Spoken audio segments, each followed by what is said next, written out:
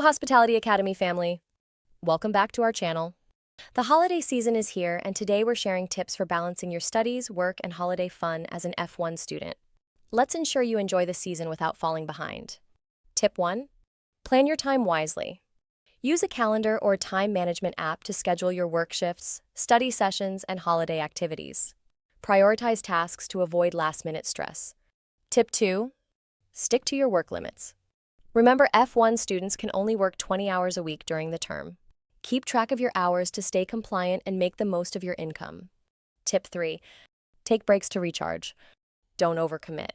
Schedule downtime to relax, spend time with friends, and enjoy holiday traditions so you stay refreshed and focused.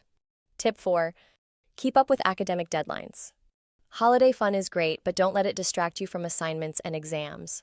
Check your syllabus and finish tasks early so you can enjoy guilt-free celebrations. Tip 5.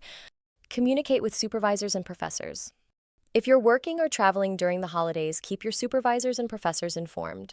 Good communication can help you manage expectations and responsibilities.